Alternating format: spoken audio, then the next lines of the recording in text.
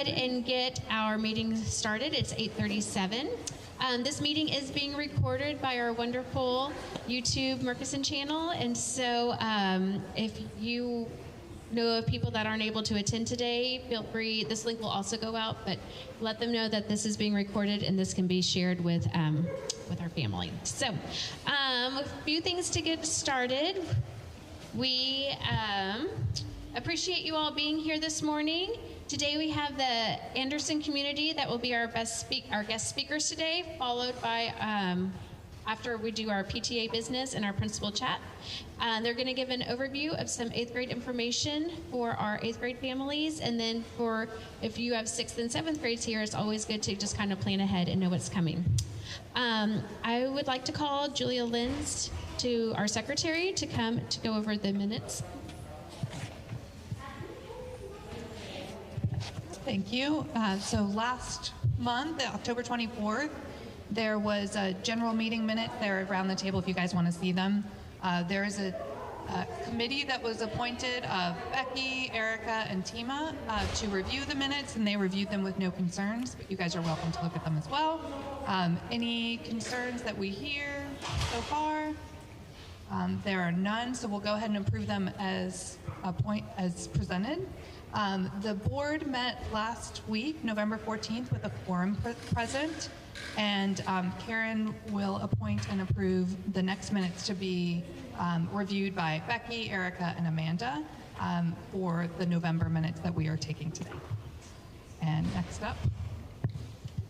Thank you. Okay, and now we'll have our 2 VP, Becky, to come and give us an update on our membership report. We have 485 current members. We're still getting some more coming in. So everything's so good. Great. Thank you. Thank you very much. And now we have Erica Butler with our 1 VP report. Short and sweet.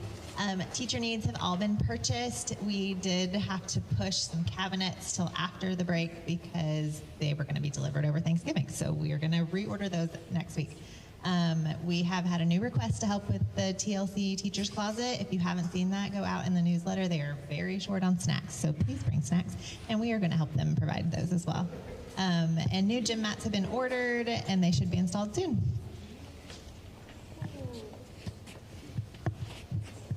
Does anyone have any questions on that? Okay. All right, Kate Weber with sponsorship. No updates on sponsorship. Still a little steady, but if you have any would-be sponsors, please send them my way.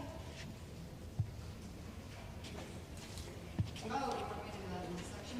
Will you go to the next slide? This is, just so you know, this is a list of all of our sponsors. Yeah. Spirit Nights too. Sorry about that. Spirit Nights, we are still waiting to hear about our total donations from October. Grimaldi's and November Spirits Night at Honest Mary's. The Minted fundraiser is ongoing, so watch the newsletter for more updates about those. For Minted, it's minted.com/holiday, code fundraise matadors. So if you're looking to order some holiday printables, go there. Our no hassle Tumblr gift card thank you gifts have been delivered, so thanks to Liz Neff and Amy Hart for all of their hard work, and to everyone who has contributed. Yes. So this is the one, if you'd like to take a picture or write this down, this is for the holiday cards, and it's a discount for you personally, but then they also give a % back to the school, so it's a double win. And then Honest Mary's was last night, so if you were able to attend, and then we'll have some more Spirit Nights coming up in the new year, which is crazy to think. Now I have Amanda. Our financial update. Around the room, there are copies of our financial position and our budget versus actuals. For the period of our last meeting up until November 14th, the PTA's beginning bank balance as of October was $162,567.57. We have a total income of $8,524.19, and our expenses were $25,687.68. We had our sales tax liability and escrow of change at $481.36 and an ending balance of $146.68 and 50 cents. After a discussion with the board last week, I'd like to move to add $2,000 to our teacher needs fund to cover additional costs to support teacher love and care, the TLC, and our secret cause who have not yet been protected. So I'd like to make a motion to approve these two amendments for the teacher love and care and to adopt the remaining secret pals on staff. Okay,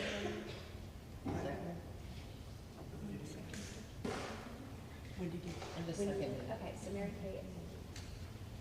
Okay, all those in favor? Aye. Any opposed? Okay, so the motion passes. Any questions on finances? Council?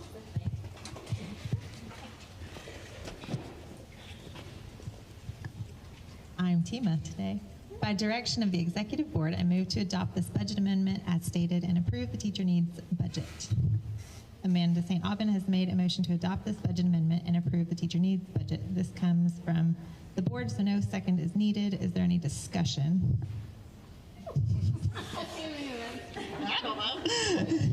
All those in favor say aye, say no. Motion passed. Yay! Very good. Okay, so it'll be really nice, especially with the upcoming holidays and extra with the kids and finals and everything. So it's just a nice little incentive. A few updates for me. The directory spot has been updated, so it takes a little bit of time to get that going because they have to make sure that all the students are in and uploaded before they can upload it to the schools. So that Ashley Perot helped us with that, and that has been taken care of. The 5th grade showcase, the 5th graders are coming. They are it's a chance for them to come see the school and to meet their administrators and counselors and hear about the different electives and languages. So that's going to be happening for 5th graders. That's student only on December the 16th. They come as a field trip from their elementary schools. And then the Marcus and Choice Sheet Night is going to be in January the 21st. There's more information to follow. There will also be a book fair going on that same week. 8th graders will be taking their field trip to Anderson in January. The PTA wants to do a parent panel on January 28th with just some transition questions from the different schools from rising from 8th grade to 9th grade. For staff appreciation, April Beatty and Julia Zimmerman have done the Thanksgiving lunch for our staff. In December, they're planning on doing hot chocolate and toppings, and then they have continued with the monthly birthday cakes with Tima and Marissa. The 6th grade dance was a blast. The Halloween dance, they always love it. It's their first time to actually get together, and it's also, I think the parents love it too, because it's a time for them to get to meet some other parents and see what the school's like, see what their kids like, be a fly on the wall, so it was a lot of fun. The 7th grade dance is coming up in February, the 20th, and then 8th grade, all things 8th grade will be in May. So May is going to be busy, so just mentally prepare yourself, 8th grade families. Mat Fest is going to be April the 10th, and I have Wendy here that's running Mat Fest this year. She's our Mat Fest chair, so she's going to say a little something. Hi, everyone. We had our first kickoff Mat Fest meeting the other day, and it was fantastic. We have some great volunteers, but we can always use more. There are spots to fill, and we're really hoping Mat Fest this year is we're going to take it to another level. Mat Fest is really fun. It's a great time for the kids that really come together as a school, and if I remember, the staff loved the bingo, because I did bingo last year and it was lots of fun. So I encourage anybody who wants to volunteer to please reach out to me. There's lots to do and we're excited about it. So. Thank you. Thank you. All right, and I'll turn it over to Principal Harris. Do you want to go for that?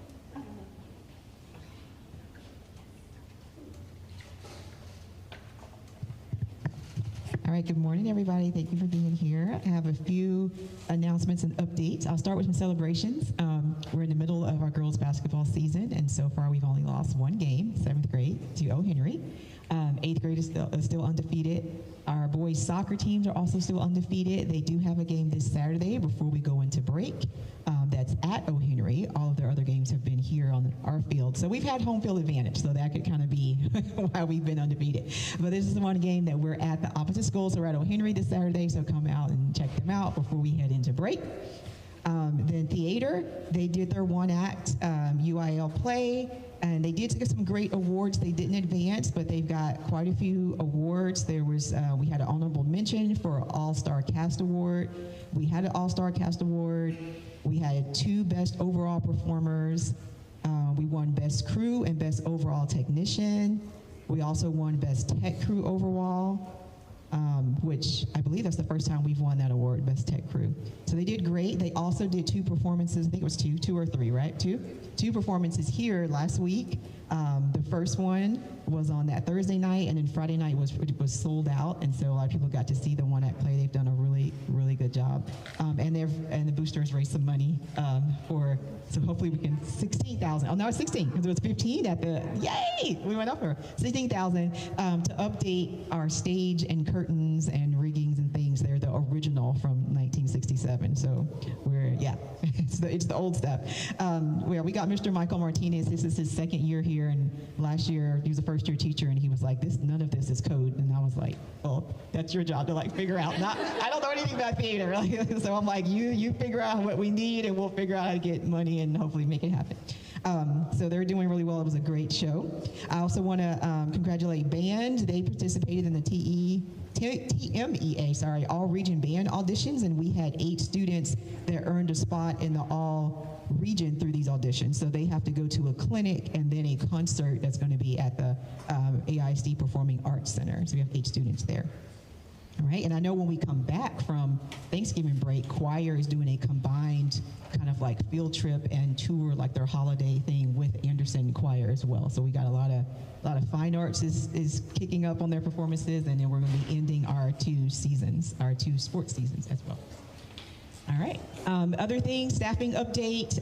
We still have an 8th grade admin vacancy, but we do have a long-term substitute that's going to be with us till the end of the year, unless we find a candidate that can start mid-year. But we have Ms. Lover Goodman. She has a lot of experience. She has been a high school principal down in Bryan College Station area before retiring, and she was also a special education coordinator as well. And she subbed for us on some shorter times, and so we knew her, and then she likes being here, and so we asked her if she could stay on a long term to have some consistency until we find the right person that's the right fit. We do still have 3 teaching assistant vacancies that we have 1 person that is subbing one of those positions that is interested in going full-time. So we're going to have some interviews next week, not next week, when we come back from break. Definitely not next week. We'll be here. When we come back from break, and hopefully can get some of those filled as well. And we still have the PE vacancy. We have Mr. Gary Threadgill. He's our long-term sub there.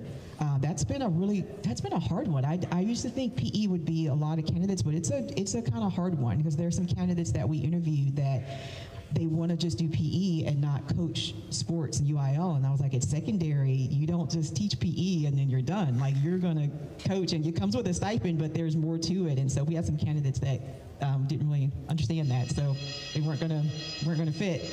So we have a very good sub, so I'm glad we have him there, that we can take our time. And I also think with the consolidations coming, I think we'll get some candidates from other schools that may be repurposing or closing, unfortunately, but they want to stay in AISD, and we may be closer to where they live now. I mean, who knows? And we may get some candidates that have experience and when come over to our campus now. That'll be great for us. So that's that on the staffing. And then what we have coming up, we are almost at the end of the semester. We're going on Thanksgiving break. We come back, we have 3 weeks, and then we're on our winter break, and we finish the fall semester of 2025 already.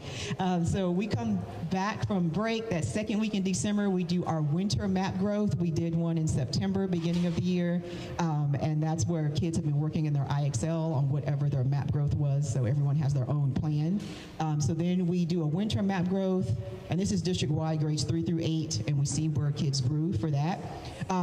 Based on this data, we may actually do some changes to advisories. We may have 1 or 2 advisories that are more like targeted intervention for reading or math, depending on how kids do on that map growth, and we will send out that information if we do move any kids around. We did some small groups last year, and it worked really, really well because it was during school, and they didn't have to try to get the kid to come after school or come before. They could just go to their advisory and get their intervention. So we may be doing that as well.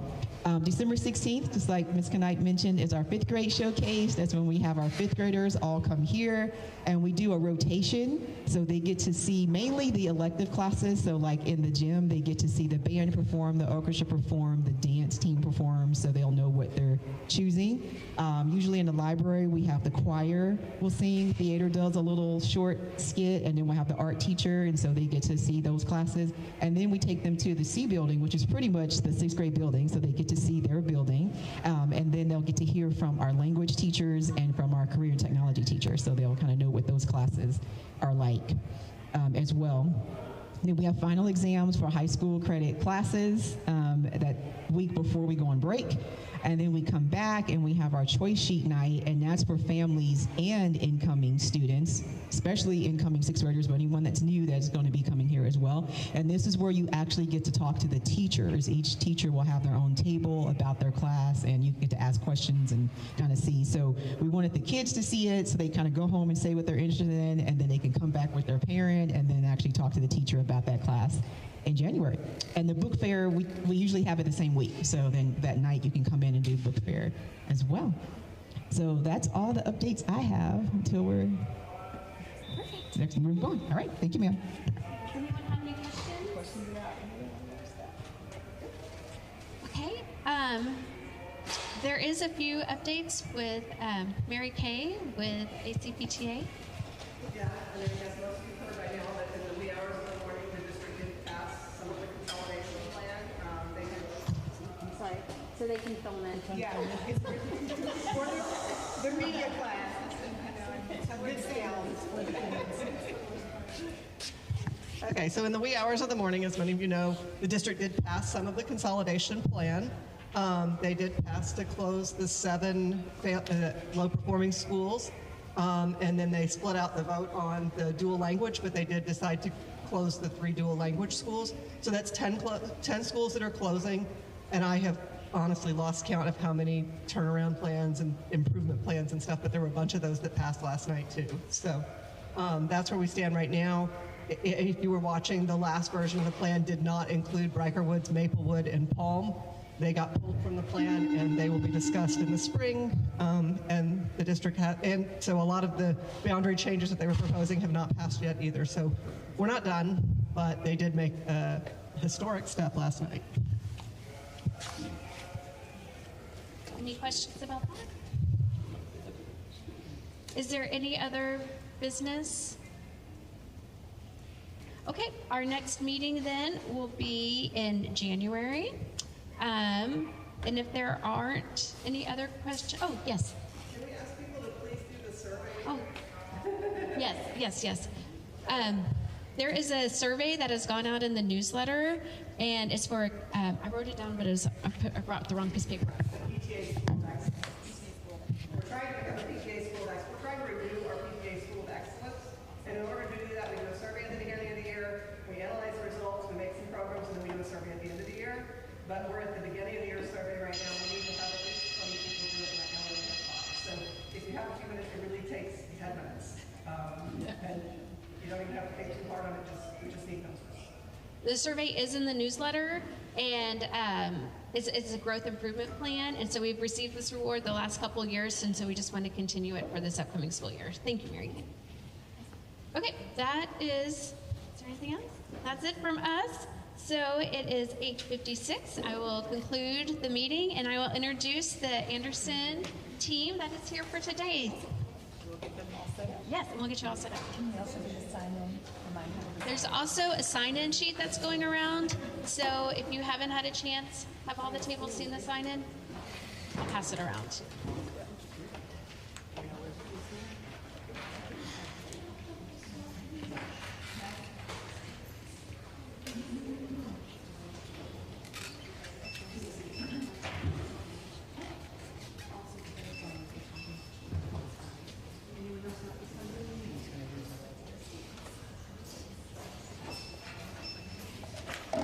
And I'll start with introducing Mr. Lancaster. This is Brian Lancaster. He is the principal over at Anderson High School.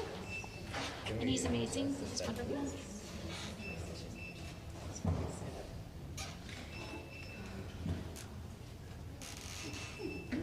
And a former English teacher, so he's very good at explaining, whereas I'm more list person oriented. Yes, we are bullets. Here, it's our math. We are bullets. I'm a certified math. Are you? Okay. And English, one of those years. Okay, please.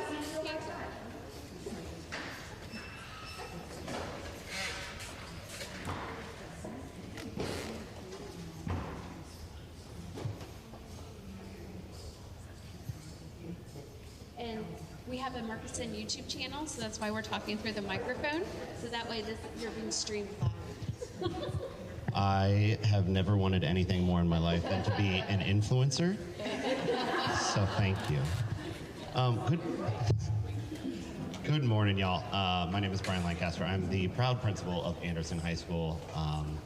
And so what our goal here is today is to let you know a little bit about who we are, what courses we offer, and kind of the process for what the next few months is going to look like for any 8th graders who are moving to Anderson.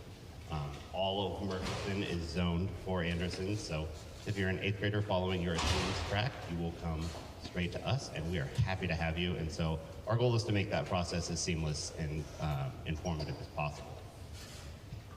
So I'll just tell you a little bit about myself.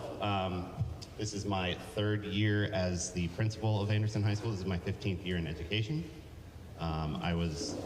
This is my 6th year as an administrator. All of that was at Anderson High School. And so before that, I taught English and 1 year of math, which was misguided. But yeah, that was, I came to Austin in 2013. I spent 3 years working at a charter school in Colorado. I'm not going to tell you what it is because then you'll look it up and see that it was in the news, which is why I left. Don't worry about it. It's fine. Charter schools. So I'm married to my wife, Allie. We just moved into our new house. She's a student at UT getting her PhD in rhetoric and writing. Rhetoric is the way that we use all the ways that we communicate to make points and convince people. And so if you ask how the arguments are at my house, I say we have none. In my free time, I play trombone still. I'm a lifelong band nerd. I play with a band called Dead Music Capital Band, and I organize a music festival that happens every year in Austin called Honk Texas. And I also love trivia. So that's a little bit about me. We also have an associate principal named Jesus Molina. I didn't update it. Dr. Jesus Molina. Gareth Horwood is here. He is our lead counselor. Sarah Limon is here.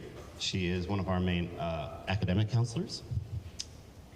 Donald Hatcher, there's a story here. He was going to be here, but then we won a by-district game, and so now he has practice. So we'll see if he makes it. He says he'll be here at 9:30, but he'll be here if he's... Sean Doctor is our International Baccalaureate Coordinator. He is on his way to Mississippi to pick up a puppy. Yep. And Jill Spencer is our College and Career Center counselor, and she spent a long time as the IB coordinator as well, so she's been very helpful to us as we put together this information. She is unable to make it today, so you have a nice crew here. We also have Kayla Orton, who is our Trojan Bells director and our Fine Arts department chair, so she's going to talk to you about some of the fine arts programs a little later. So our mission statement, you can read right there. We want to provide the absolute very best possible learning opportunities for our students in partnership with the parents and the community. We know that we have a place as a community center for the Northwest Hills area, and so we like to involve everyone in our decision making in providing the full support of everyone to give our students the best opportunities possible. So I'll just sum it up there. And our vision, we will reflect the rigorous curriculum and the community service, which are the benchmarks of being an IB World School. Anderson is Austin ISD's only IB diploma program, so that is where we get a lot of our students who want to come to Anderson to follow that pathway. It's available to 11th and 12th graders, but we have a lot of students who transfer to Anderson in 9th and 10th grade because they want to start that process and get the background that they need in order to be prepared for those IB classes. So our greatest number of transfers happen in 9th grade because we highly suggest that any students who want to pursue the IB path come for 9th and 10th grade so that they can get that background. Some of our goals, we want all of our students to be creative thinkers and problem solvers, and they possess the global perspective. Okay? Part of being an IB World School is making sure that we have those opportunities for them to think that way. High achievement will be reflected in all academic and extracurricular activities and endeavors, and all students will graduate ready for college, career, and life in a globally competitive economy.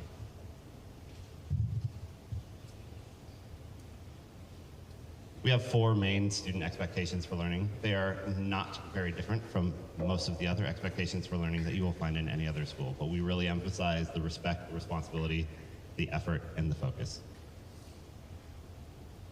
And that focus part is getting a little easier, what with House Bill 1481, which has been interesting. Some facts and figures, we have 2,174 students. That was what was submitted to the state at our last count. For high school, the count of students is very important every 2 years in October. That determines your districting, and we have not found out yet where we are in terms of 5A, 6A, or redistricting. My anticipation, my full expectation is that we will continue to be a 5A school, which is really where we belong, because the last time we were in 6A, it was by 8 students, and we got pummeled, so it was rough. So we like to keep around 2,200 students to kind of make sure we're at 5A. We have a lot of opportunities for parent involvement, the PTSA, the Campus Advisory Council, lots of booster clubs, lots of opportunities for parent volunteers to come and work in the school and be involved. Spend some time with Ashley Perot, navigating people through the front office. We are a non-ranking school. That means that by state law, we only rank the top 10% of our student GPAs and then none of the others. So there are in Austin ISD ranked schools, which means they rank everyone. So you will find out if you are 422nd out of 422. We do not do that. So we only rank the top 10%. That'll start getting really important as your kids enter their junior year. We're very proud that 82% apply to at least one university or college, 60% will attend a 4-year university, 29% a 2-year university, and we earned $21,434,463 awarded in scholarships in 2025. Our College and Career Center really puts in a big effort to make sure that our students have every opportunity that they can to do what they want after high school. We included this just so you could see what it kind of looks like. We do a block schedule. Are you guys on block here? Yes. Okay, yeah. So we do a, what? We follow y'all, because we share. That's right. Yes. So we do a block schedule. We have A and B days. The only real confounding factor here is advisory. We have advisory for, that's where we get out a bunch of our school business and do our character strong lessons, which are some of our SEL and character building things that we do for our students. But we also have that time on Tuesday through Friday for flexible tutoring. So students are able to request that their teachers put them in their flexible tutoring Tuesday through Friday. That's where we get students who need to make up assignments because they were at an athletic event or they were at band. And then also we have Lots of our students need some extra help in English or math, and that's their opportunity to do that, is on Wednesday and Thursday specifically. Otherwise, students just stay in their first and fifth period class and have that time as a study hall, or they have that time to get caught up. Our lunch, we have one lunch. I think the district is kind of pushing us to go for two, but for now, we have one lunch. And it is a closed campus. That means that only seniors are allowed to leave campus for lunch. Everyone else stays on the campus. And I will pass it over to my very capable favorite counseling team. Good morning, everyone. In a few moments, we'll talk about some specific programs that Anderson offers and go into the details about the classes that students can choose, but we wanted to begin by talking broadly about the course selection process. Because when students get ready to pick classes, we want students to know specifically how they do that, and then also the opportunities they have to learn more about Anderson and the classes we offer. So, we have a kind of course selection process that runs all the way through January with multiple events, and then leads into both our course fair and then a course selection due date for actual class choices. But for Murchison students and for all of our feeder middle schools, we're going to talk a little bit about what we do after students have selected their classes as well, because we have an extra step for our middle school students as they join us in 9th grade. Before we go into those details, just want to let you know that there are graduation requirements for high school. They're very specific. They're the state requirements to be able to finish school. They are 4 credits of English, 4 credits of social studies, 4 of mathematics, and 4 of science, 2 LOTE, that's languages other than English, and then 1 credit of fine art, 1 credit of PE, a half credit of health, and then the remainder out of the total of 26 that every student needs to reach is electives, 5.5 electives. And we get questions quite a lot during the course selection process about what happens if I do, say, more than 1 year of PE or more than 1 year of art. All of those classes that are up here, once you do more than the minimum for graduation requirements, those classes then go into the elective category. We actually have 8 slots every year, 4 years, for a total of 32 slots that you could take classes in, but then 26 credits are needed for graduation. So as you can see, there's some flexibility for students once they get to senior year to do off periods if they want, because they don't need that many credits, or students to do double block sports, because if you do double block sports, one of the periods counts for credit and the other doesn't, so you have 2 periods but only 1 credit. But we've built in the flexibility so that every student, as long as they pass every class, will be able to finish high school on time and earn the credits that they need. Students, along with the credit requirement for the state, also have to earn an endorsement. And although it seems like a complicated process to earn an endorsement, we try to really simplify that. The state has 5 different endorsement opportunities: the multidisciplinary endorsement, arts and humanities, business and industry, STEM, and public service. Now, not every school in the state offers the opportunity to earn all 5. In fact, at Anderson, we can do 4 of the 5, the top 4 there, so STEM, business, arts and humanities, and multidisciplinary. But basically what that means is before the end of high school, every student has an area of expertise where they've taken classes in a pathway that says, okay, you've done all these classes, you earn this endorsement. A really straightforward example that actually affects Ms. Wharton is if you do 4 years of dance, that's 4 years of an art class, which means you can earn the arts and humanities endorsement. Because we don't know precisely what every 8th grader will end up getting as their endorsement, we have a kind of safety net. We put every 8th grader before the first day of 9th grade onto the multidisciplinary endorsement. The easiest and most straightforward way to earn the multidisciplinary is by doing 4 English classes, 4 mathematics, 4 science, and 4 social studies, and we put students into those classes anyway. So basically, by coming to Anderson and doing the classes that we require, you're going to be on the pathway for multidisciplinary, which means that all the other endorsements are like awesome bonuses on top of the multidisciplinary. So every student in 8th grade, they should plan to be on the multidisciplinary, and then they could add another one based on the classes they might choose. We have a course selection website within Anderson's website, and we'll see if we can pull it up here. And if we can, you'll see that every year we update that course selection website based on any new information that students might need. On that website, you're going to see everything from a link to the actual course sheet that students will submit, our entire course offering list, which is approximately 10 pages of different classes that we offer at Anderson High, a newsletter that gives you up-to-date information that's kind of unique to the 25-26 school year. So every year we kind of update the newsletter about our big events related to course selection.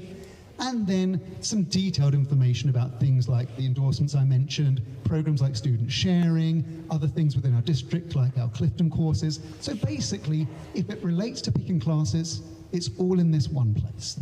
And just so that you know, if you saw what we did last year for course selection, if you have a student who comes to Anderson, for instance, an older sibling, we use a Google form for our course selection, and students pick classes based on their grade, and within their grade, there are like bespoke drop-down menus just for that grade. So if I'm a 10th grade student at Anderson, and I'm about to go into 11th grade, I click on 11th grade course sheet, and it pulls down the classes 11th graders can take. So there's no confusion, students can't pick things that they're not meant to pick, and then you also know precisely what every other student in your grade will be selecting from. Your choice then is, do I take the honours version of that class, or the AP version of the class, or the on-level? So you get the choices that you need to get, but it's all kind of given in a way that you can determine what you should be choosing. So there's little confusion. And the big part that I want to emphasize is that Anderson counsellors and our entire staff are here to help through the process. The actual window of course selection is a relatively short time. On the 22nd of January is when we have our course fair on campus at Anderson, where students can find out more about all of our programs. All of the teachers will be there who want to talk about those programs. Staff will be doing presentations that night to talk about course selection, to talk about Anderson. So basically it's a way to roll out all the information a student might need to pick classes correctly.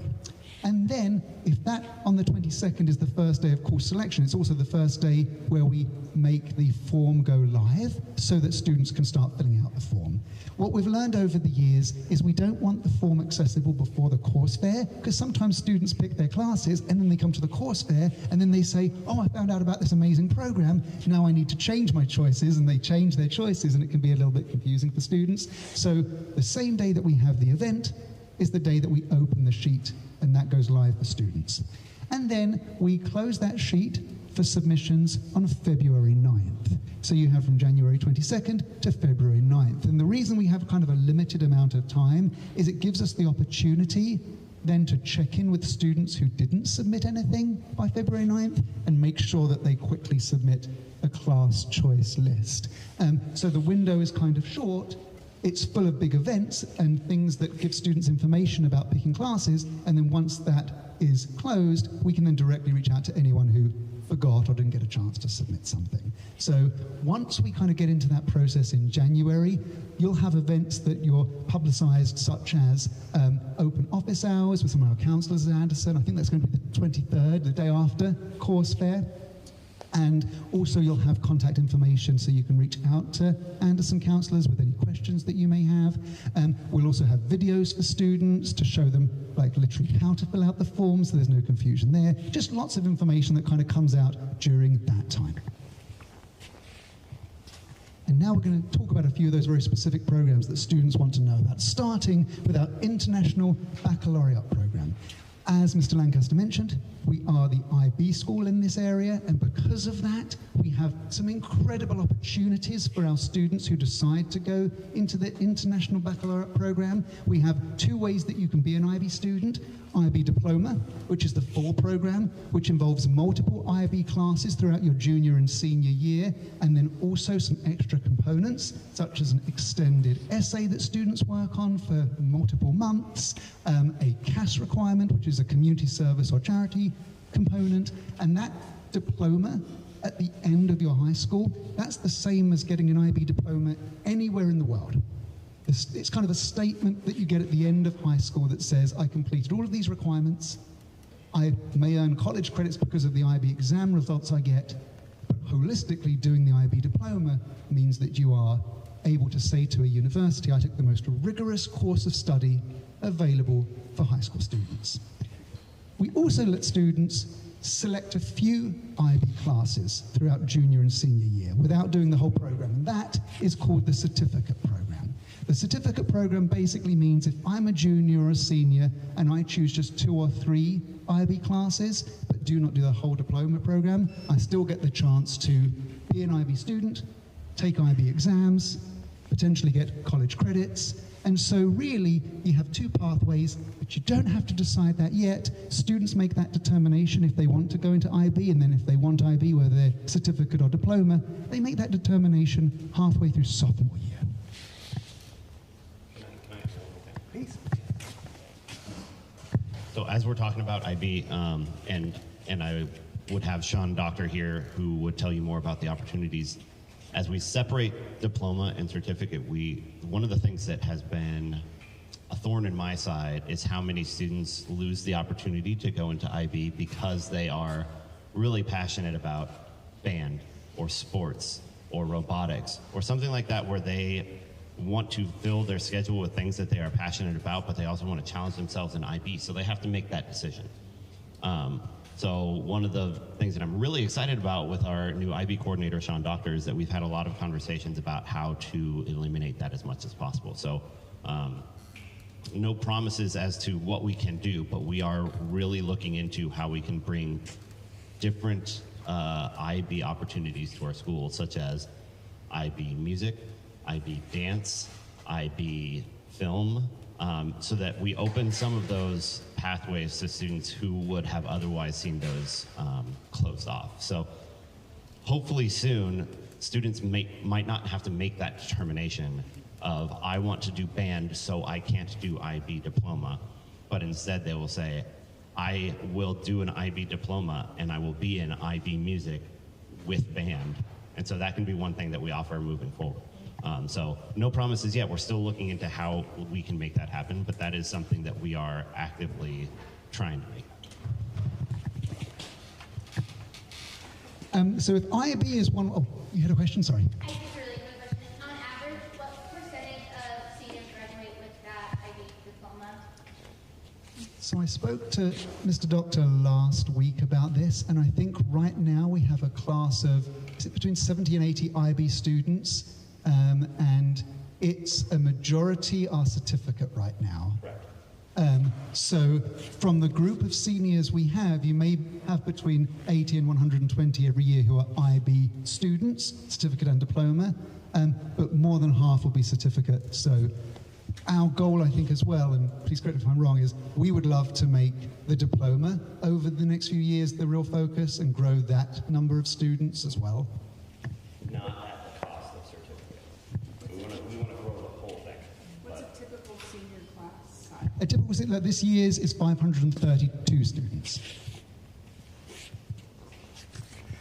So the International Baccalaureate Program is one of our examples of ways you can potentially earn college credit during high school. That's based on the IB exams. Another way you can earn college credit is through dual credit. The phrase dual credit effectively means you're doing a high school class and a college class at the same time. So we have a partnership with our local community college, ACC. This allows high school students to enroll in a class that they're doing at the community college or on our campus, but it'll count for both places for credit. A really common example of that for us is that we have an ACC US History class. US History is a graduation requirement in the state of Texas, which means you get Anderson's credit by taking the community college class, and you get community college class credit. Another dual credit program that we're glad to offer is UT On-Ramps, so a partnership with the University of Texas to once again offer a dual credit course. In fact, On-Ramps students are kind of concurrently enrolled as an Anderson student while taking a UT On-Ramps class.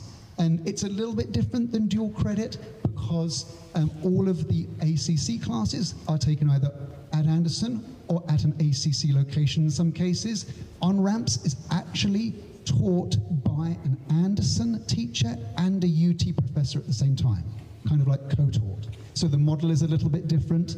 And also the similarities, because they're dual credit, is that you could potentially get college credit and high school credit, but the offerings that we have at Anderson for UT on-ramps are a little bit different. In fact, I think we might have reference right here. Oh, we do. Yes, we have English 4, geoscience, statistics, physics, and fundamentals of computer science this year. Those are our 5 on-ramps UT offerings. And then, of course, we have advanced placement. And so this is the one I think most people are most familiar with because it's been around for many, many years. Advanced placement classes are high school classes that prepare students to take an exam at the very end of the school year. Your score on that exam determines whether or not you can earn college credits, and anyone can take an AP class and an AP exam. It's self-selection, and many of our AP courses also double as a state graduation requirement. So a simple example of that is that we have AP Biology, and students need a science class. So if you're a junior or senior and you choose AP Biology, it's going to be your science, but it's also going to be potentially a way you could earn college credit.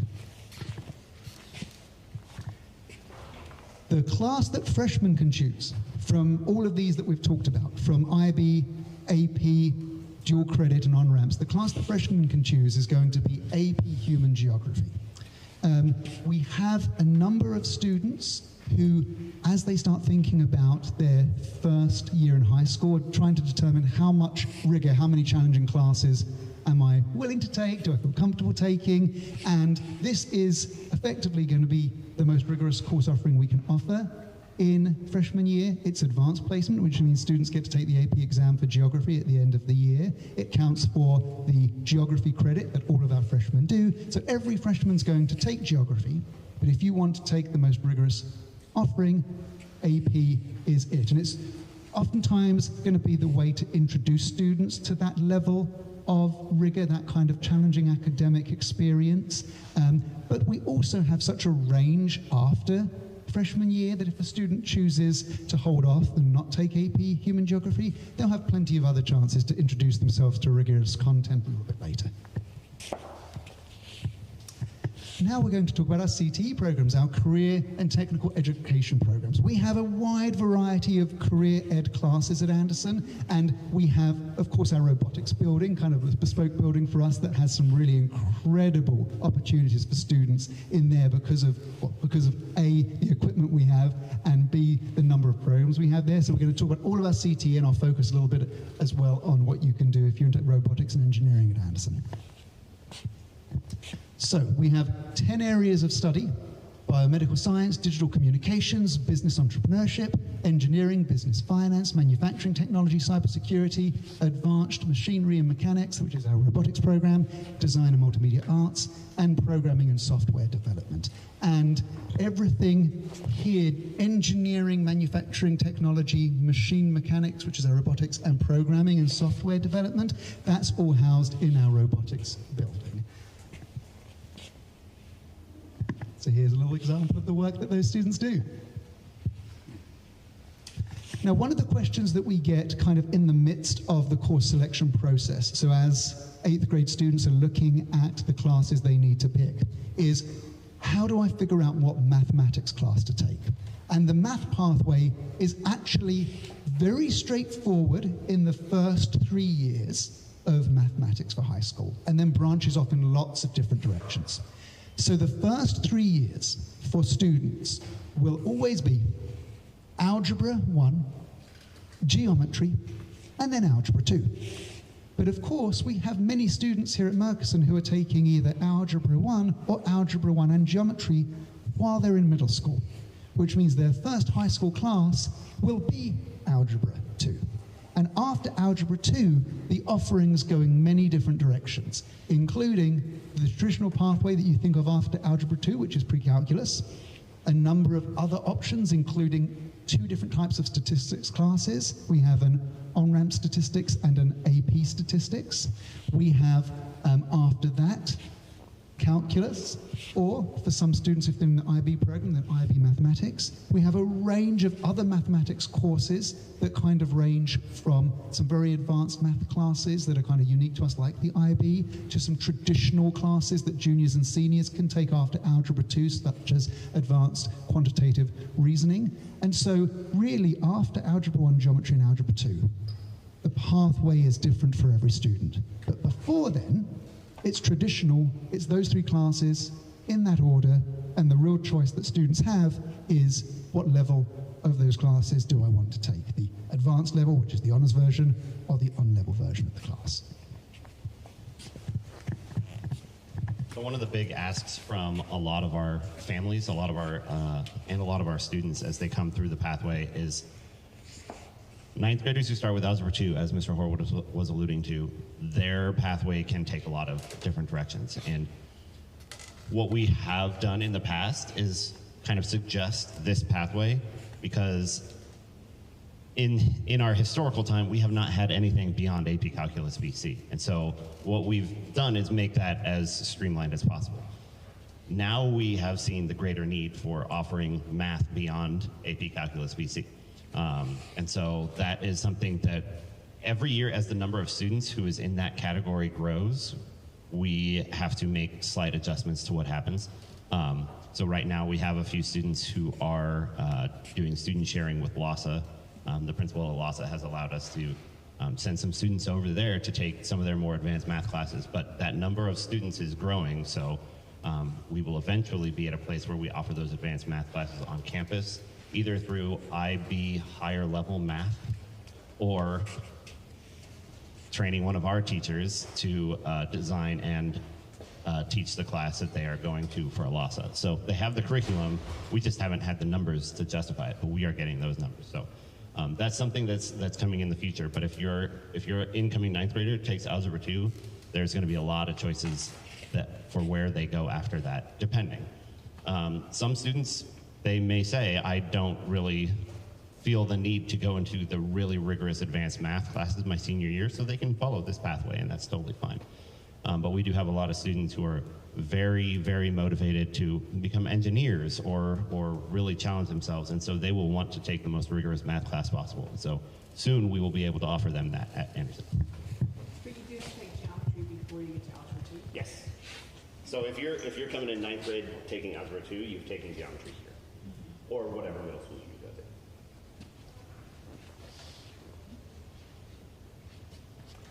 And we're also going to talk very briefly about science offerings. The reason that we talk a little bit about science is that there's a lot of opportunity for variety in science choices after freshman and sophomore year.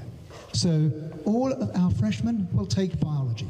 You can choose on-level or advanced biology based on your level of interest in science.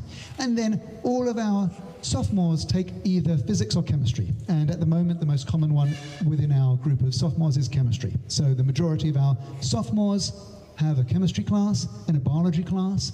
And then after that sophomore year, the way that the graduation requirements work, you have any choice of any science courses you're interested in, and we try to make sure we have a wide variety of options for our students. So that's going to include the health and medical sciences, such as anatomy, microbiology, or pathophysiology. That's going to include classes such as astronomy and biotechnology. That's going to include offerings in the environmental science world, such as AP Environmental Science and Environmental Systems.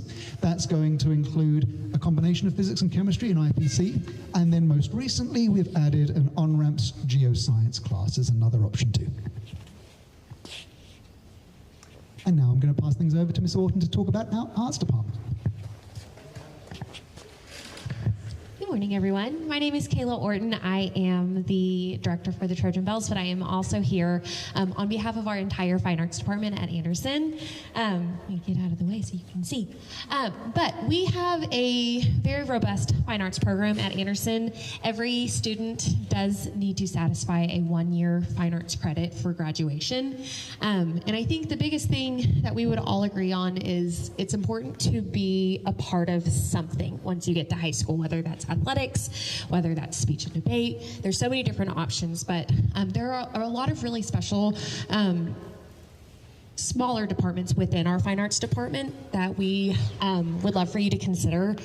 We think it's really important to get plugged in soon. So we're hoping that depending on what your students are a part of at the middle school level, and maybe they're not in the fine art yet, but we would love to see them join us during that freshman year and continue to progress all the way through graduation. Building that community is so important, not just for the students, but oftentimes for families as well. There's really special ways to connect with the full community. But our art department, our visual art department, has a lot of really great options, including drawing, painting, fibers, lots of great a little bit more individualized options for our visual art.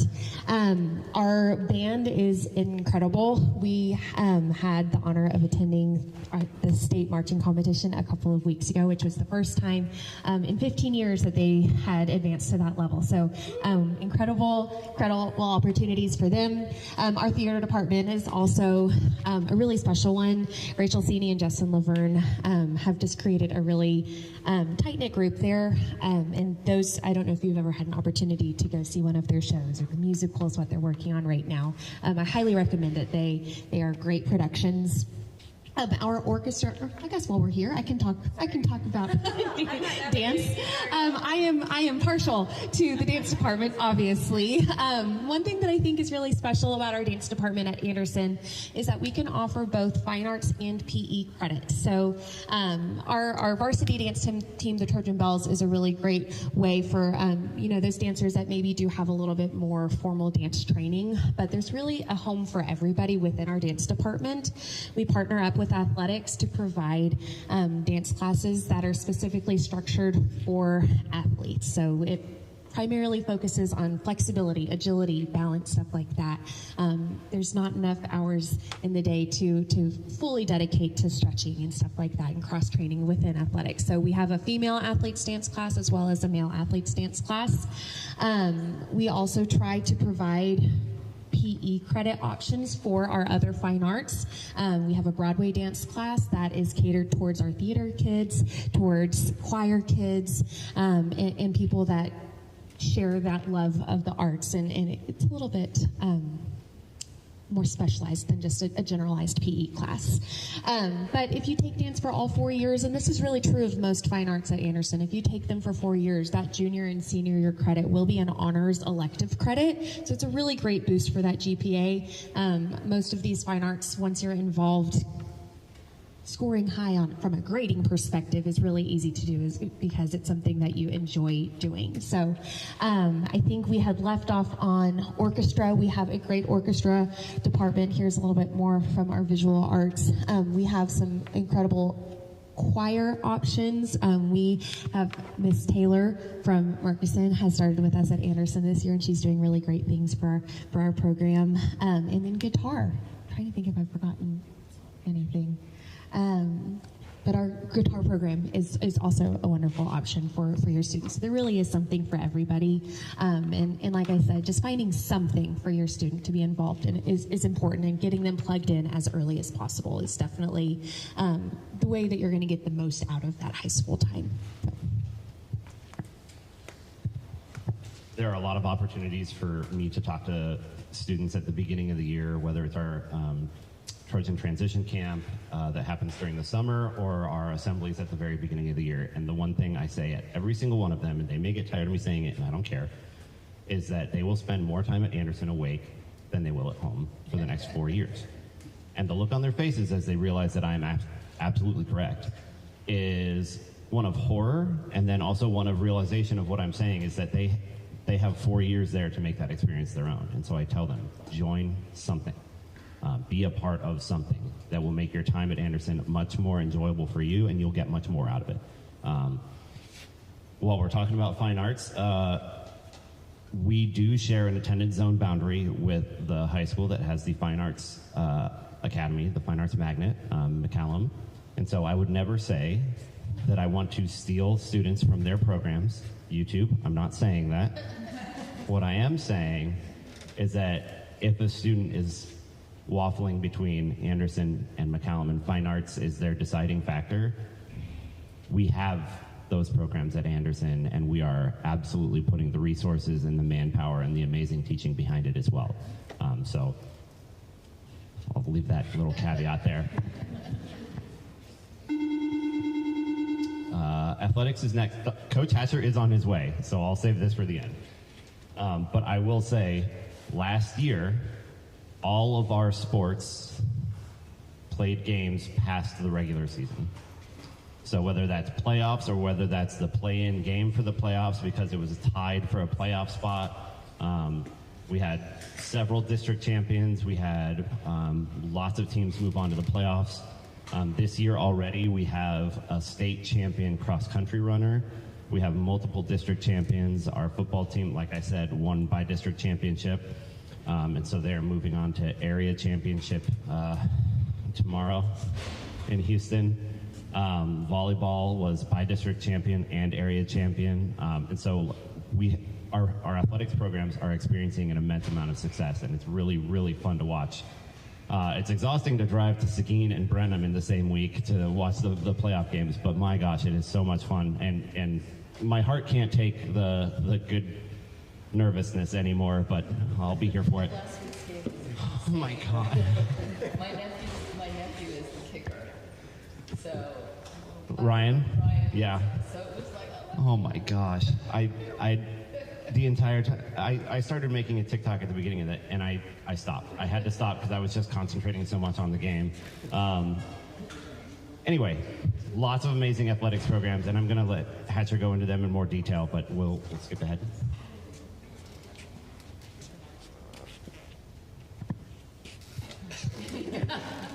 We always get Boy, what a questions. segue. Yes. We always get questions about lunch.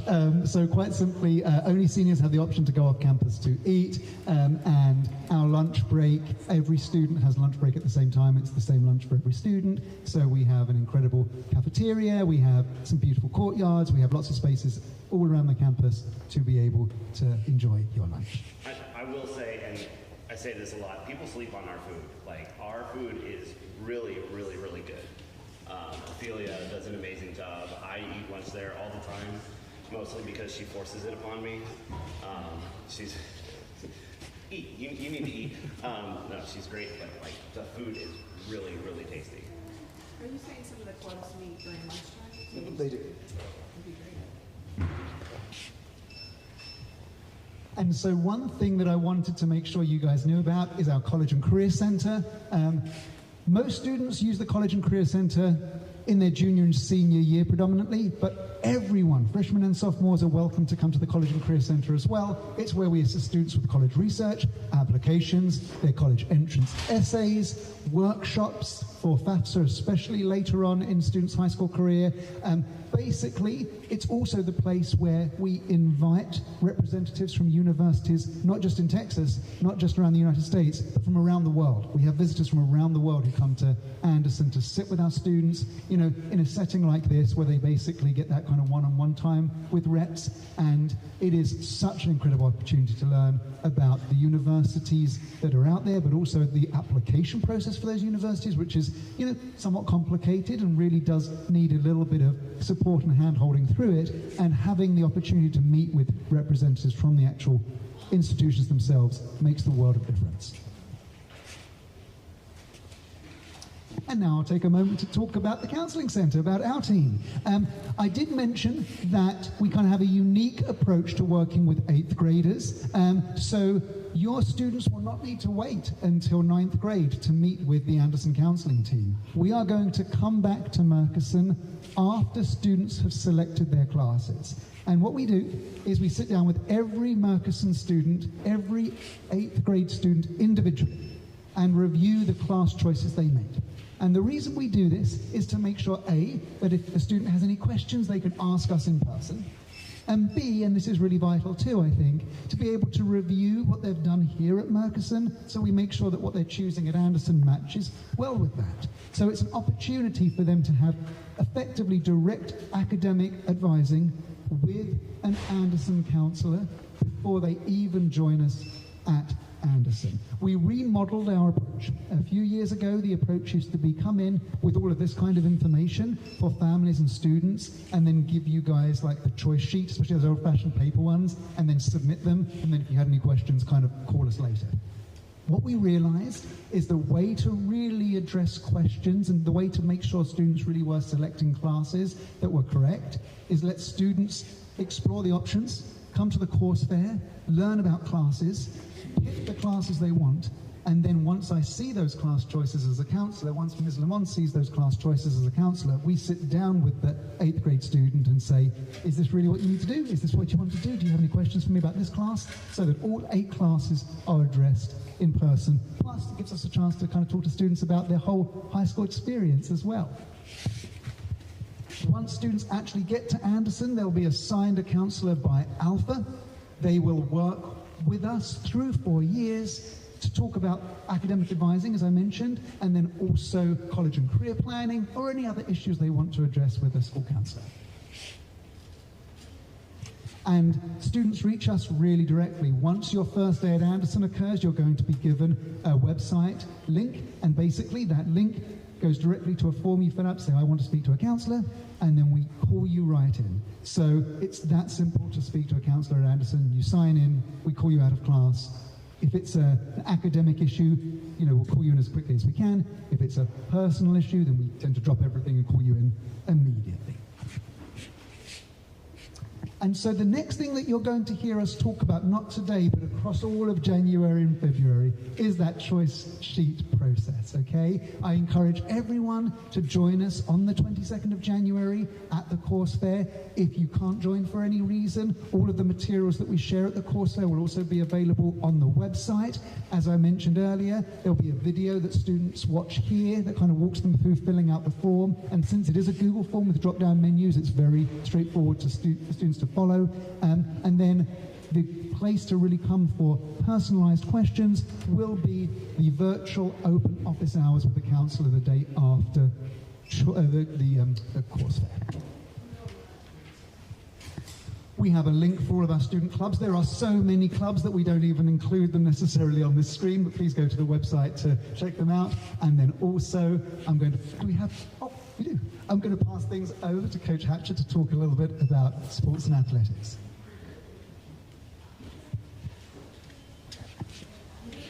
Thank you. I'm Coach Hatcher. I'm the athletic coordinator over at Anderson.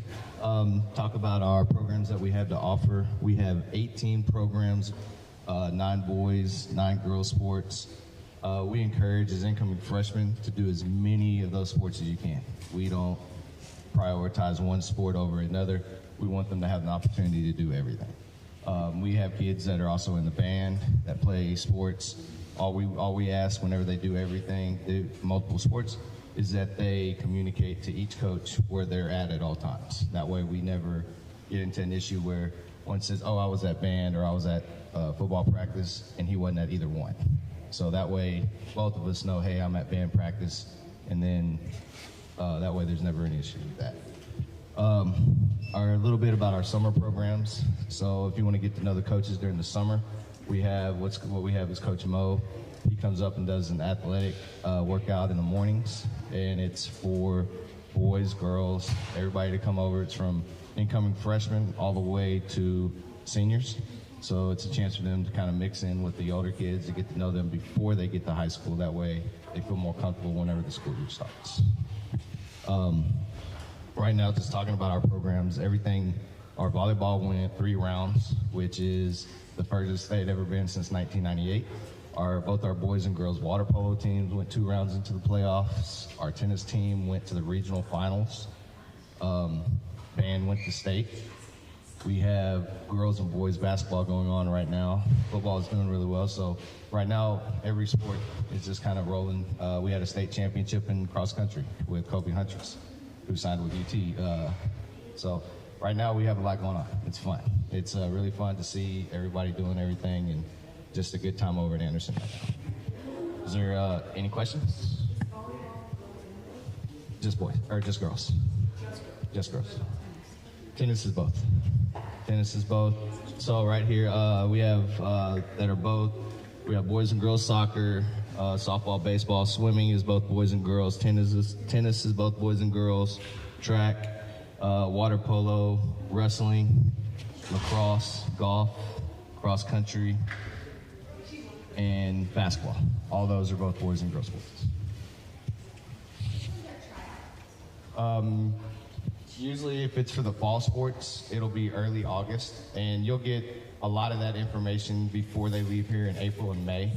The coaches will come over and we'll meet with PE classes and everybody, and we'll get, if you're interested, then we'll get emails and stuff, and it'll go out. Plus it'll be on all of our social media stuff. Some sports don't, like for football, we don't have tryouts. If you come out, everybody makes a team. But it's not the same with all the other sports. But that information usually gets out. It gives you about at least a month heads up before it happens.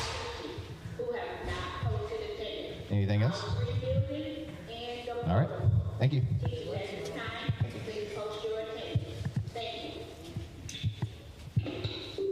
When we win the game tomorrow, it'll be the furthest any Anderson football team has ever gone.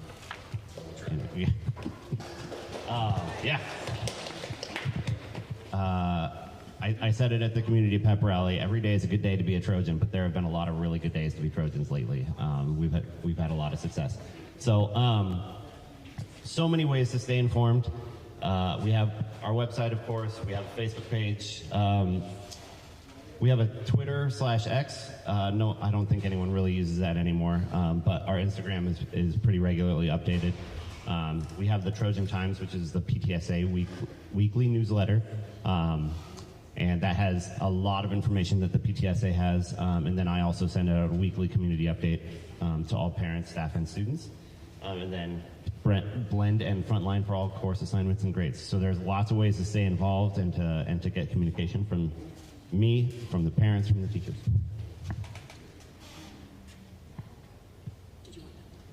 That's fine. And lots of upcoming dates.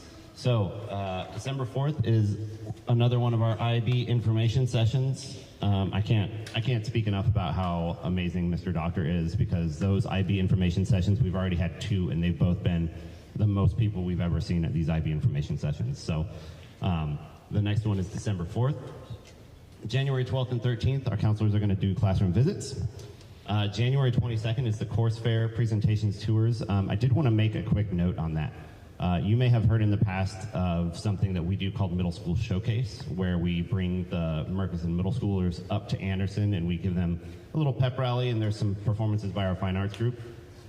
Because of some weird scheduling things, we are unable to have that this year. So what we've done is we've actually added a bunch of that to the course fair. So our course fair, where you can come and see all of our programs, is going to be much more robust. We're going to have those performances happening during course fair so that you can actually check out those programs while you're there.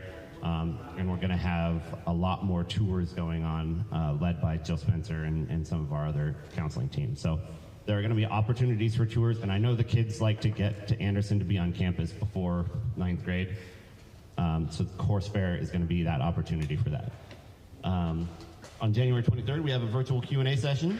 February 9th, choice sheets are due. And then February 12th and 13th, Murchison's going to review the course sheets here. February 17th, we have more tours. So if you do want to book a tour, you can go on our website and just join any of the tours that they have scheduled. So we usually have about 30 to 40 people on each tour, and it's a really great way to see the campus before you come. And now I'll open it up for questions. Yes? So how do we start getting information? It's up to us to go to all those places, or is there something that it's like all of a sudden we're on your emailing list and we'll start to see the information? The only mailing list that I'm aware of that you can opt into is the Trojan Times. So if you go to the Anderson PTSA website, you can opt into the Trojan Times. Mine, I send it to, I only have access to Anderson Contacts, so I can't send that out. But the Trojan Times, you can opt into that. And then all of our social media, the Instagram is the most updated, but that's the only one. I don't know if there's a counseling. Yes, one thing that we will do is that when it comes to course selection information, the newsletter that we have, We're going to make sure that that gets to the counsellors here and that that can get rolled out to you guys as well, because that newsletter acts as a way to inform Anderson students and their families about course selection, but also you guys too. And with one of the newsletters that you will have access to, we're going to link everything. So today we gave you a lot of information, and we're going to point on that newsletter where exactly to go. So it should be helpful for you as well. Yeah. I saw a lot of talking about science and math. I didn't see breakdown of humanities and English options, social studies options as well. Is there another place where we can get that info as well? Yeah. So on our course guide, we have all of those listed out. We have for English, for example, it goes through the pretty standard like English 1, English 2, English 3, English 4, and there's in those many options of AP, on-ramps, and IB. But it doesn't have like the variations because science we have, anatomy and physiology and biotechnology and all these things. English is pretty much just straight down English 1, 2, 3, 4 and the level of advance that you take it. Social studies, we offer, I would say, the normal. We have a few social studies electives in there, but they aren't for the, they're social studies elective credits. But we follow the pathway of human geo, world geo, U.S. history, and then government and economics. And then throughout those, there's just differing levels of advanced AP, IB, and those are the courses that they'll take. So how many, just to break it down, out of 8 classes as a freshman, how many options are we looking at? 2 options or 3 options? That's a really great question. Yes, no, that's a really great question, because when students get to see that course sheet, that's the Google form and the drop downs, there are 4 locked-in slots: English, mathematics, and then the social studies, which is geography, and then the science, which is biology. So really for a freshman, out of those 4, the only thing that's going to be different from student to student is where you're starting with your mathematics. So if you're here at Murchison and you've done Algebra 1, then your first year of mathematics at Anderson would be geometry. But if you've never done Algebra 1, then your first year of mathematics at Anderson would be Algebra 1, right? So where there's variation for freshmen, it's going to be mathematics. The one thing I will say is that after that, the 4 slots for students out of the other 8, so those are locked in, the other 4 slots are going to be student choice, but big kind of asterisk here. We strongly recommend that you take into consideration those other graduation requirements, such as languages, PE and art, because if you want to do a 4-year pathway, a really simple example is if you want to do 4 years of dance, you'd need to start in freshman year. So one of those slots, while it's not locked in, it's like, if you want to dance 4 years, one of them will be a dance class. Or if you're a baseball player, and that's a double-blocked sport later on when you're a little bit older, but in the first year it's a single-block sport. You're kind of like, well, I want to play baseball, so I need to make sure that one slot is sort of assigned to that. So 4 slots that are locked in for English, history, math, and science, and then 4 that are your choice. But out of your choices, that plan for beyond freshman year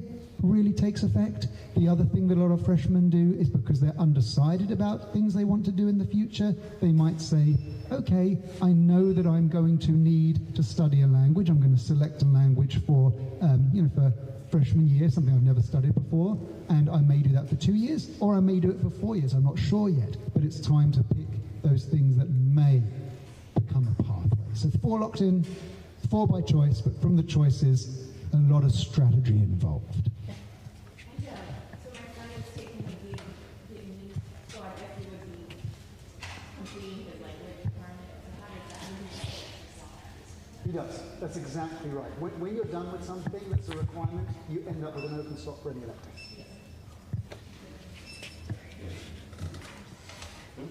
I was just saying that our JDB's program is designed so that during 3 years at Murchison, they earn the entire language credit. Because Anderson does not have a continuation of that. Correct. We offer many languages, but JDB is not one. Yeah.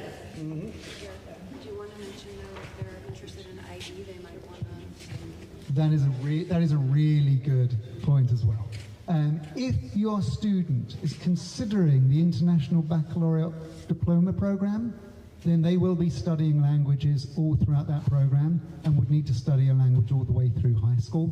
So that is very straightforward if you're coming in and you're already in a language that we offer. So if the student's, for instance, studying Spanish here, you know, it's recommended to do Spanish 3 if you want to be an IB student. If you are taking a language that we don't offer, then if IB is on the, you know, it may not be confirmed yet because you may be undecided, but it's being seriously considered, then please do take a look at all of the language offerings we have, because IB students in that diploma program will continue to study advanced language in IB, which means they need to study a language from the start of high school. But it's 3 years, right? So for IB, they're going to have you do a level, let me say this correctly, at least a standard level exam, which means you would probably want to be in the 4th level of that language by the time you're an IB student, or doing year 3 during junior year and doing year 4 during senior year. So short answer, for IB students, effectively it's 4 years of a language. For everyone else, it's 2 years to do kind of like the state requirements, and we always say it's often recommended for university-bound students to do 3 or more. So it becomes a little bit different for every student with their plan. 2-year minimum for languages, 3 years is common. For IB students, it's all 4. I just had a question about this year right now, where is Anderson on the percent of capacity being full, and then what's the average cost? On percentage of being full, we are at 97%, which is, I don't consider us full. So our capacity based on, we've just had a lot of documents put out by the district on what our capacity is with all the consolidation plans coming out. They put us at 97% with a capacity of 2230.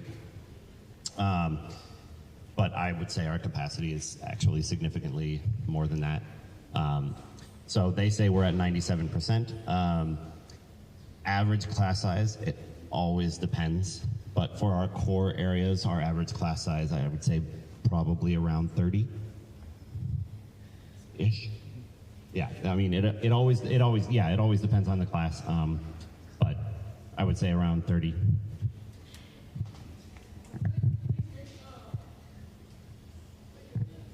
Any other questions? What's the future look like as an IB graduate? So when you're in the IB program, you take some sort of test to pass, or is it just through the classes, then you get a diploma? And then what does the future look like after? Yeah, for every IB class you do take a test. And so that is, you get a score of 1 to 7, and that kind of determines the amount of college credit that you get with that score. So it's very similar to AP in a lot of ways, where that score you get on that test determines whether or not you get college credit to excuse you from the college class. And so for every class you take, you do that. And there's also the extended essay. So it's that rigorous program. Beyond high school, the IB diploma looks really good on college applications. It really helps kind of open doors in terms of, I know a lot of our IB students join college as sophomores because of the number of tests that they take and how that translates to the college credit. The IB program was originally started in Europe, and it's very much known as a global program. So those efforts really do help, especially if you're looking at universities outside of America, which a lot of our students do. And so because IB is so known worldwide, a lot of our students will make sure that they do that because they're looking to go beyond America for their universities, but also within America. It really helps your college application process. It really helps your college journey, and it sets them up for that success beyond high school. Is there a place where we can get guidance or ask questions around which level is right for our students, whether it be on level, AP, honor, whatever all of them are? Yeah. Thank you. Yes, we really want to kind of individualize that advice, so I'm glad you asked, because one of the things that we do is if a student is really curious about whether on-level versus advanced, or in the case of geography, the AP as well, is the right fit for them, then we can talk both in those return meetings in February when we come to students, or you can reach out to your Alpha counselor directly at Anderson to talk specifically about what that content is like, what the expectations in the classroom will be like, and that classic question, how much homework / study time do I need to dedicate to it? The phrase we come back to again and again is balance. Because what we say to students is, we never doubt that you're capable of doing well in an academically rigorous class. We know our students rise to that challenge. It's more about the time that you can commit. So if you have like half a dozen other things that you're involved in, where are you going to find that time so that you can be successful in that class? So the discussion really is individualized to that student's needs, and it will definitely be your Alpha counselor at Anderson. Along with that, as you, so that's a good question for when you're looking into 9th grade, is going to be your counselor is your best choice. As students are at Anderson and talking about course selection for next year, January of every year, the teachers will kind of go through each student and talk about what the next year might look like for them. I know our math teachers are really kind of hands-on in the course selection process of saying, this is the class that like we recommend you take. And then it's always up to the student, but the math teacher will go through each student and say, hey, calculus is in your future, here's how we set you up for that. And then, or sometimes the student will say, I don't really want to do calculus, I want to be a writer. And so they'll be like, okay, here's how you get your graduation requirements and still kind of stay on the same track that you're on. And so those are conversations that happen in January every year with the teachers and the students. And I would just jump in, along with the conversations, we have our course offering guide, and they have course descriptions, like everything's hyperlinked, so you can go in there and you can click on it, and the teachers have kind of spelled out what the expectations are going to be for on-level versus honors. So that can also be a resource, but definitely we're here to support as well. Yes, and when we come in January, before students have worked on their course selection, we're going to show them examples of those course descriptions, and it's done by our teachers in a side-by-side format. So it'll have like the on-level class and a description of everything that you do and kind of what you'll be expected to do in terms of exams and tests and assessments, and then side-by-side with the AP or the advanced version of that class so that students can really see that comparison.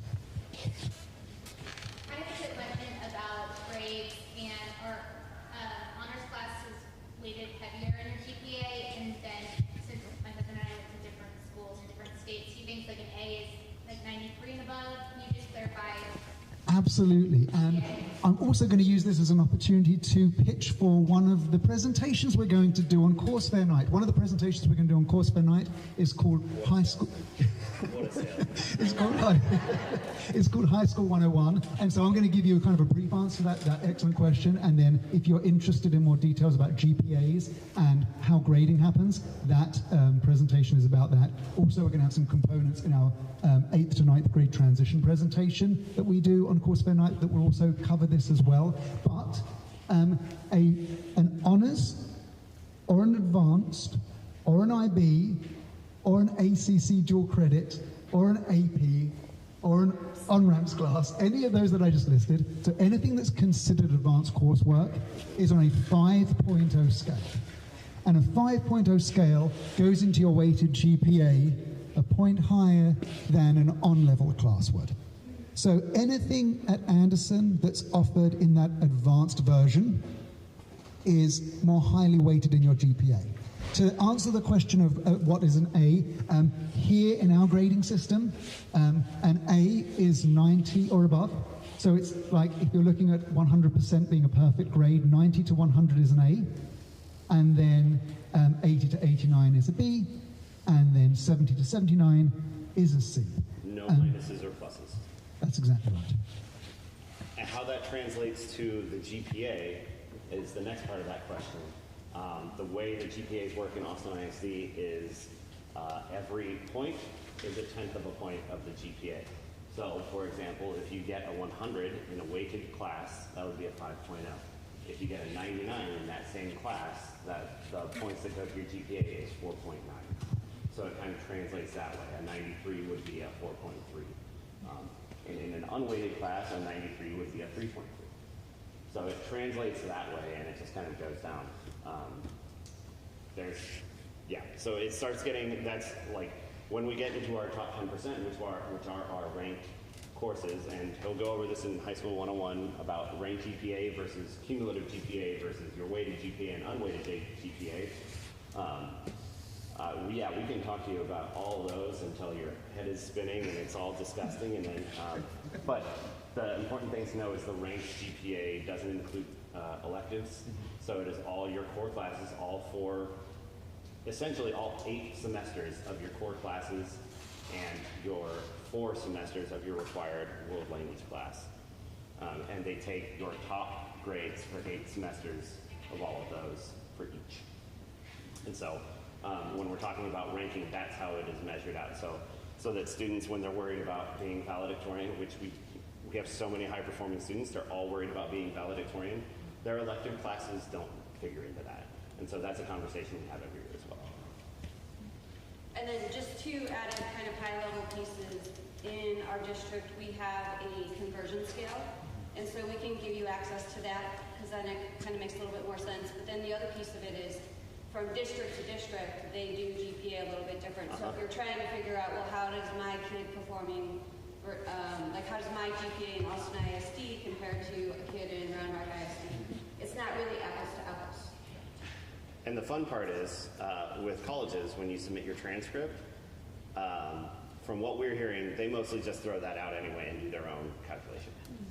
So they'll submit the transcript and your GPA is on there and they're like, we don't care about that. We have this certain way of calculating your acceptance or GPA that we look at. So. Which actually perfectly cycles back to your question, which is when you make that decision about a class, knowing that a university is going to see the transcript, they'll see the GPA and grades, but they'll also see the type of class that you took, and they may just factor in, what are we looking for? The most advanced course that you're able and willing to take is the class you always should take, because that's going to look strongest on the transcript, regardless of GPA.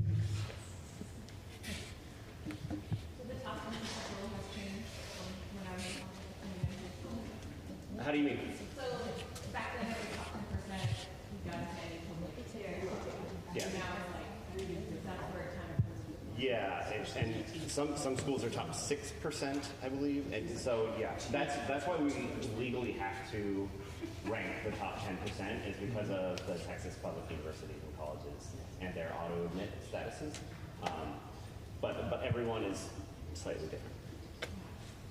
Yeah. Fun. Texas. Yeah. I had a lot to learn moving to Texas from Colorado. All right. Thank you.